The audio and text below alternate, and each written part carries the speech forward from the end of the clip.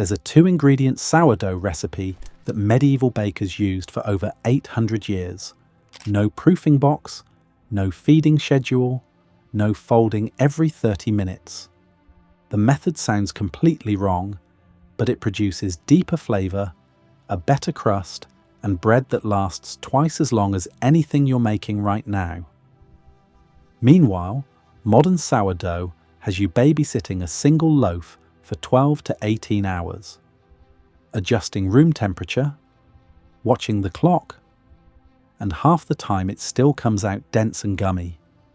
The difference between your bread and theirs isn't skill. It isn't equipment. It's one thing that's been hiding in plain sight for 1,000 years, and the $3.6 billion artisan bread industry is counting on you never finding it. Why the modern version fails. Every sourdough recipe on the internet says the same thing. Keep your dough at 75 to 80 degrees Fahrenheit, use a proofing box, find the warmest spot in your kitchen. That advice is not wrong, because warm temperatures do make yeast and bacteria work faster. However, faster is the entire reason your bread has problems. At 78 degrees Fahrenheit, lactobacillus bacteria, the organisms that create lactic and acetic acid in your dough, go into overdrive and produce acid so fast that the gluten network starts breaking down before the yeast has finished its job. The dough becomes slack, sticky, and hard to shape, while the flavor turns into one-dimensional sourness with no depth.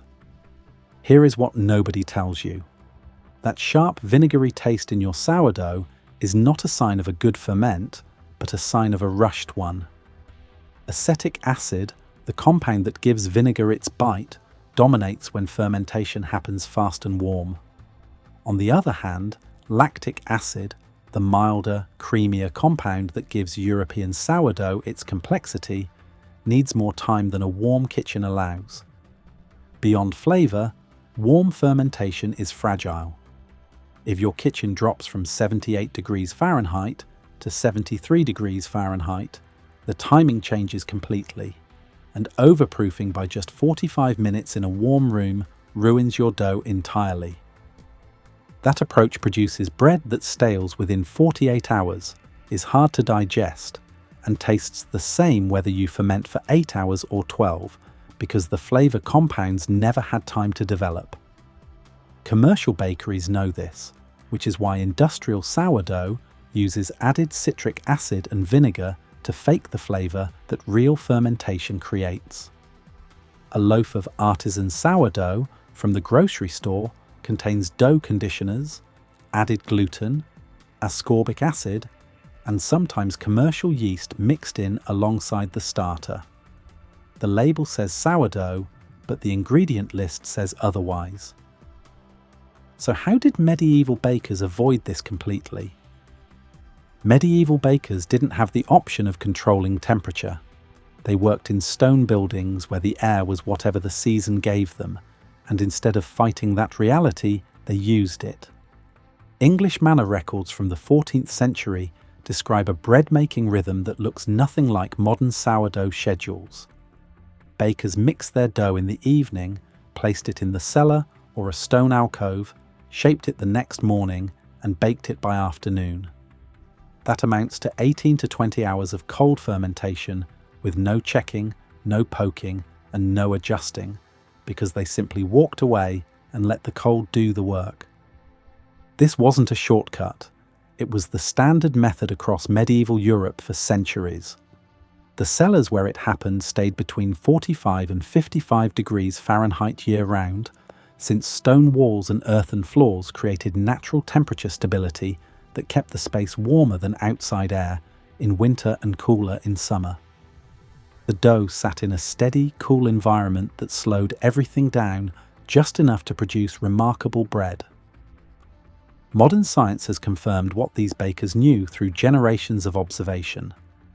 In 2003, researchers at the Technical University of Munich published a study in the journal Trends in Food Science and Technology showing that doughs fermented at lower temperatures, between 39 degrees Fahrenheit and 50 degrees Fahrenheit, produced bread with a more complex flavor profile, better crumb structure and longer shelf life than doughs fermented warm.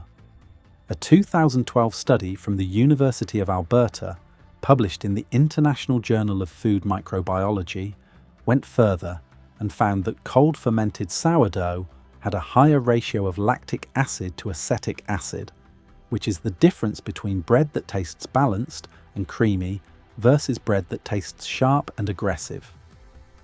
Medieval bakers did not know the chemistry, but through centuries of trial and error, they perfected a technique that modern food science is only now catching up to, and the technique is remarkably simple. Mix your dough, make it cold, walk away. And the proof is not limited to France. In Germany, the tradition of Sauerteig, literally sourdough, relied on cold overnight proofs in unheated stone bakeries for centuries. In Scandinavia, rye sourdough was fermented in cold root cellars for up to 3 days before baking into dense flatbreads called a knäckebröd that lasted months. Across the Alps, Swiss and Austrian mountain bakers mixed dough and set it in cold outbuildings at 35 to 45 degrees Fahrenheit, producing bread dense enough to carry through mountain passes and durable enough to last weeks. This was not one culture's trick, but a continent-wide practice that lasted over 700 years. The applied science. The key principle behind cold fermentation is selective fermentation. Your sourdough starter contains 2 groups of organisms, wild yeast and lactobacillus bacteria, and at warm temperatures between 75 to 80 degrees Fahrenheit, both groups are active at the same time, competing for the same sugars in a chaotic race of fast gas production and fast acid production, where everything happens at once and nothing develops fully. However, drop the temperature to 38 to 50 degrees Fahrenheit, and something changes. The yeast slows down dramatically because wild yeast is temperature sensitive and at 39 degrees Fahrenheit barely active. But lactobacillus bacteria keep working slowly and steadily, still breaking down sugars, producing lactic acid, and developing flavor compounds at a pace that allows complexity to build. The bacteria have time to produce aromatic compounds, esters, aldehydes, and organic acids that simply do not form in a 6-hour warm proof, and these are the flavor molecules that give traditional European sourdough its depth.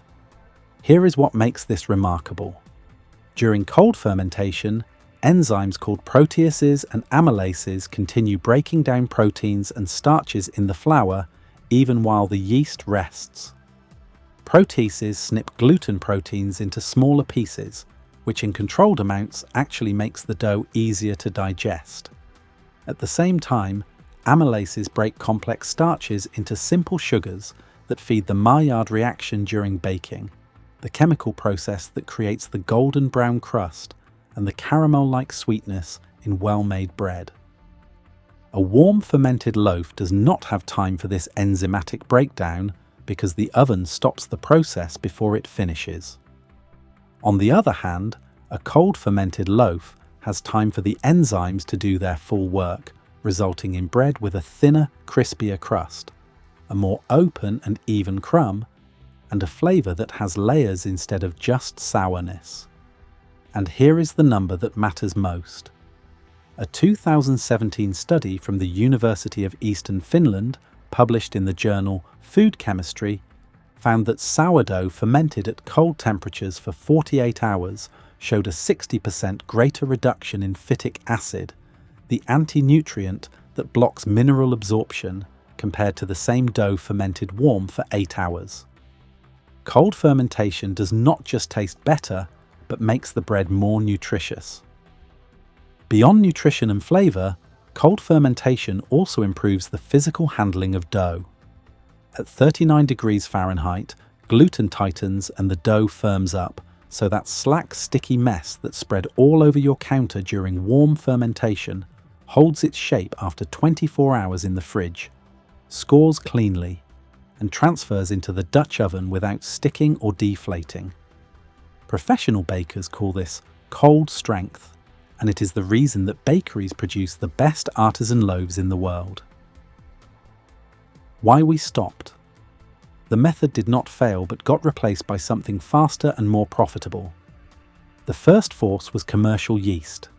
In 1868, the Fleischmann brothers started selling standardized compressed yeast in the United States, and by the early 1900s, commercial yeast had spread across Europe and North America.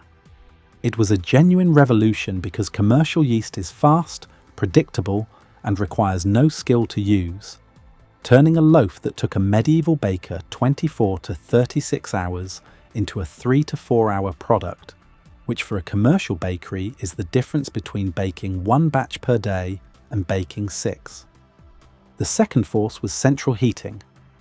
Once bakeries were heated to 70 degrees Fahrenheit and above year-round, there was no cold environment left to ferment in, and the seasonal rhythm that medieval bakers worked within, warm summers producing faster loaves and cold winters producing slow fermented bread, disappeared entirely.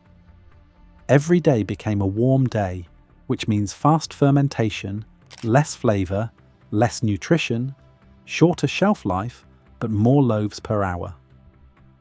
To be fair, commercial yeast solved real problems by giving consistent results to bakers who did not have the skill to maintain a sourdough culture, and it fed growing cities that needed bread faster than traditional methods could supply.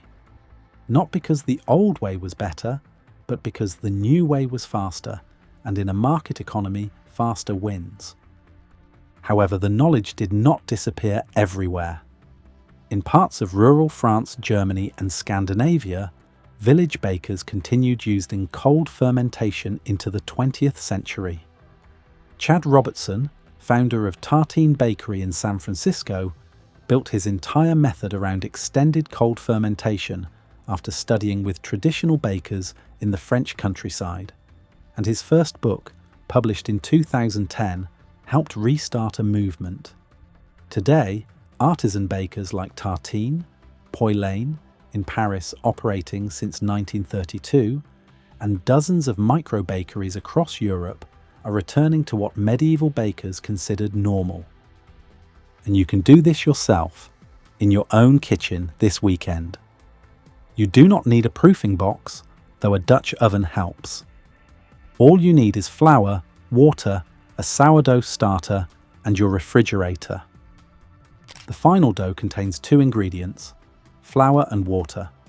Your starter is just more flour and water that has been colonized by wild yeast and bacteria, so the entire process comes down to grain and liquid.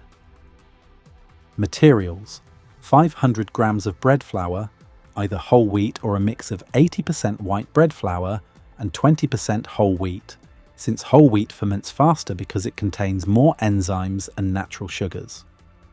375 grams of room temperature water, which is 75% hydration.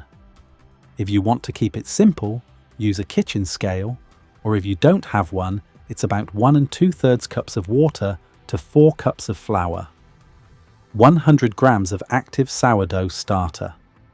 If you don't have one yet, you can build it with just flour and water in 5 to 7 days, but that's a different video. 10 grams of salt, about 2 teaspoons. Step 1. Mix the dough. Combine the flour and water in a large bowl and stir until no dry flour remains, which takes about 2 minutes. The dough will look rough and shaggy, and that's exactly right. Don't knead it and don't touch it again. Just cover the bowl with a plate or damp towel and let it sit for 30 minutes. This rest period is called autolyse, and during these 30 minutes the flour absorbs the water while the gluten starts forming on its own. When you come back, the dough will look smoother and more cohesive because the proteins have been hydrating without any work from you. Step 2. Add the starter and salt. After 30 minutes, add the 100 grams of starter and 10 grams of salt on top of the dough. Squeeze it in with your hands and fold the dough over itself a few times until everything is mixed through, which takes about 3 minutes. The dough will feel sticky and uneven, and that's normal. One common mistake to avoid: do not add the salt directly to the starter before mixing, because salt slows down fermentation and if it sits in direct contact with the starter, it can weaken the yeast before it even gets into the dough. Instead, add them to the dough at the same time but on opposite sides of the bowl. Step 3. Do 1 or 2 stretch and folds, then walk away. 30 minutes after mixing, grab one side of the dough, stretch it up, fold it over the top, turn the bowl 90 degrees, and repeat for all 4 sides. This is the golden trick of cold fermentation. You are replacing kneading with time. 1 or 2 sets of gentle folds is all the structure this dough needs because the 16 to 20 hours of cold rest will develop the gluten for you. Step 4. Put the dough in the cold and ignore it. Cover the bowl and place it in the coldest spot you have. Anywhere between 38 and 55 degrees Fahrenheit will work. Leave it alone for 12 to 20 hours. At 38 to 40 degrees, the dough can safely sit for up to 48 hours and keep improving, while at 50 to 55 degrees, the sweet spot is 12 to 18 hours. The warmer the environment, the shorter the ferment. The cooler the environment, the longer it can go. Step 5. Shape the dough the next morning. Tip the dough onto a lightly floured surface. Shape it into a round by folding the edges toward the center, then flipping it over so the smooth side faces up and gently dragging it toward you on the counter to create surface tension. After that, place the shaped dough into a floured bowl or banneton with the seam side up, cover it, and put it back in the cold for 1 to 2 hours. This final cold proof firms up the shape and makes scoring easier. Step 6. Bake.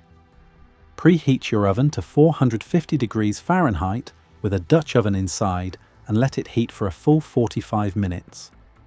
Take the dough straight from the refrigerator, turn it out onto parchment paper, and score the top with a razor blade or sharp knife in one decisive cut about ½ an inch deep. Lower it into the Dutch oven and cover with the lid. Bake covered for 30 minutes, then remove the lid and bake uncovered for another 15 to 20 minutes until the crust is deep golden brown. As the loaf cools, you will hear it crackling, which bakers call singing, because it means the crust is shattering as steam escapes. Common mistake: do not cut into the bread for at least 1 hour after baking because the interior is still cooking from residual heat, and cutting too early releases steam that leaves you with a gummy crumb. What to expect?